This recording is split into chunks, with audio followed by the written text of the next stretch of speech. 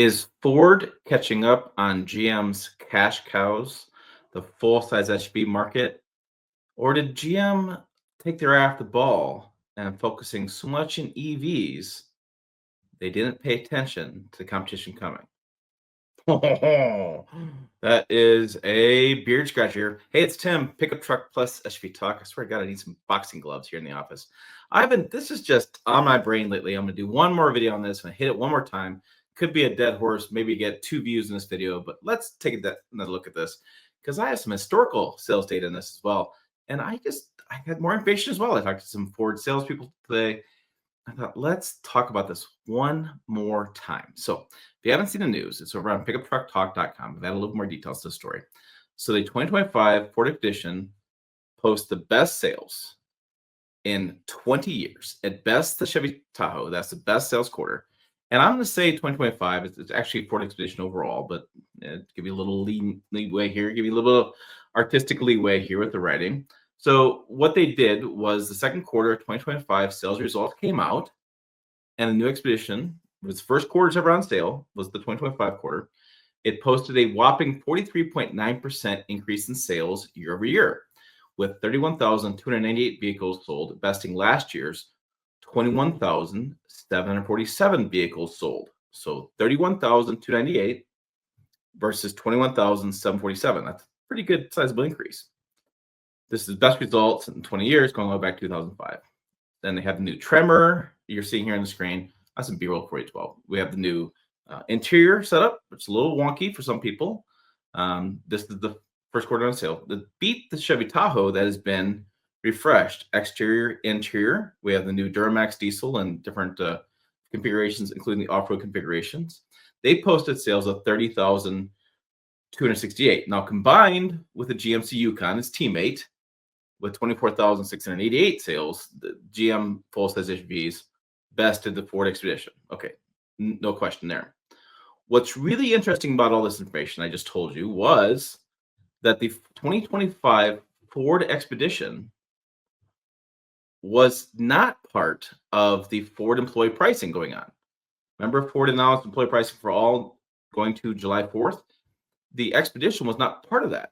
So really, it could have been a lot of 2024 models, leftover inventory being sold in dealership lots, right? The salespeople I talked to this morning said, not so fast. They said a lot of customers came in to buy the base level Expedition, and they end up driving off a prior generation Expedition, but driving off 2025 model, a little bit higher trim level. So they came in to buy the 24, left with the 25, and even spent a little more money. So they left the deal on the table with employee pricing. They were so impressed by the changes Ford had made with the 2025 model. What? I didn't see that coming. I mean, the 2025 model is good. Don't get me wrong. I'm not dismissing that at all. But they left cash on the table. They left a better deal. Today's economy, interest rates, 74-month or 72-month loans, fuel prices. They left the cash on the table. Okay. But then I thought to myself, like, what has been going on? Like, I don't really track Tahoe and Yukon and Expedition sales.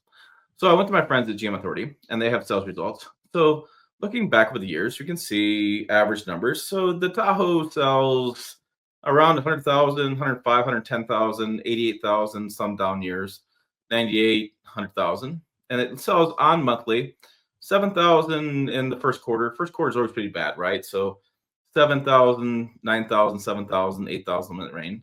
And then by the third quarter, fourth quarter, 10,000. You know, that's your Chevy truck month sales, stuff like that happened. 10,000, 11,000. Then they had 9, 9, 10, somewhere in that run sort of the year. So I thought, okay, that's, pretty decent numbers. Started looking at those numbers. So I looked at Ford Expedition. And I thought, wow,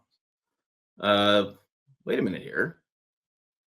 It kind of got me thinking about this stuff. So Ford Expedition, if you look way back in time, in 2014, 40,000, 41,000, 50,000, 59,000, pretty lackluster sales, you would say. And then they started getting 86,000, 2019, 88, 81,000. They had an off year in 2022 with 62,000. Then they had 73,000, 78,000. Sales started spiking 11,000, 11,000, 8,800 in June. May was a big month for everybody, right? Because of the tariffs were being in place. But they started having some bigger sales. Now they don't have the Ford truck months so much. It looks like they do F series stuff, much do expeditions, but they're starting to get these bigger sales numbers, and they're starting to get more per year. And I'm starting to see a lot more expeditions on the road. And then it's just like interesting going those details. Looking at the overall deliveries, if this pulls up, but not gonna pull it for me. Oh, why? Oh, there it goes. So deliveries. So Tahoe was up 20%. Yukon, like I said, was up 15%. But again, that expedition really had a big quarter. So it's interesting when you look at those sales numbers, how much they had grown in that quarter. So I don't know. Are they? Is it a one-off thing? Maybe. Are they doing better? Could Ford start advertising that vehicle better and start increasing sales? I mean, you look at the changes they've made with that expedition, and compared to what the last one was kind of warmed over a little bit. Let's see if I fast forward this video a little bit. And then they have the new split tailgate. You have the new kind of exterior styling around there. And then this new interior, people seem like they're okay with this. They have Google built-in. You can actually watch YouTube videos there. You don't have to worry about losing CarPlay like GM has talked about in EVs that taking away CarPlay. They put it all together. You sign in one thing. The center stack moves back a lot easier. You can fit like a full kayak in there. It seems like this is a pretty nice interior. People like this setup. They have the Tremor package, off-road package. Interesting.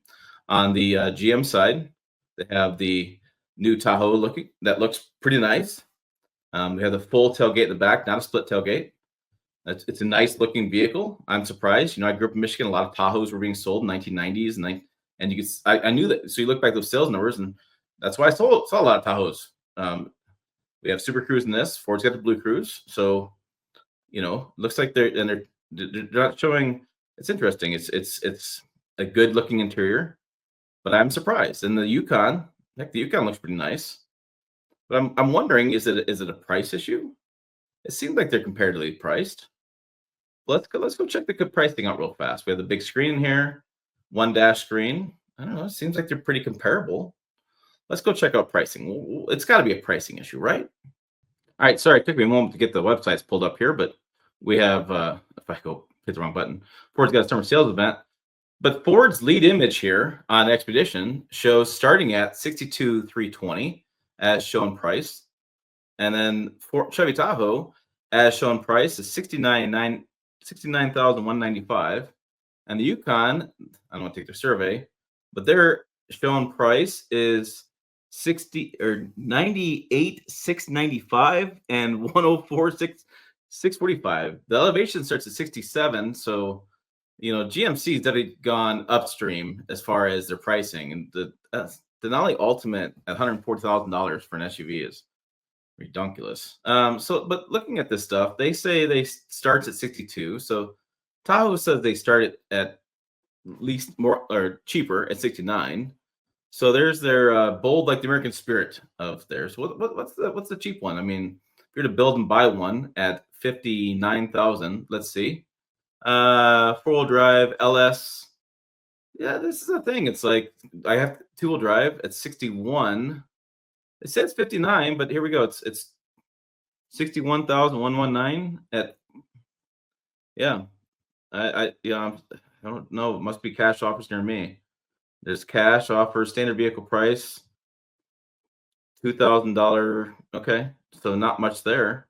And that 5.3, I mean, people don't like the turbocharged engines. They tell me online, I don't like turbocharged engines, but that 5.3 has had some lifter issues for a while, and people know this. So maybe that's an issue they're calling there. Active 62, start your build.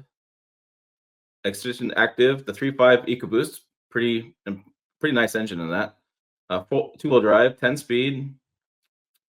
Yeah, I don't know. So it's 62. What is our internet price survey says? 64. So they're comparatively priced. So it must not be a pricing issue. What's my summary here? Everything with summary, they're available now. 66, 66.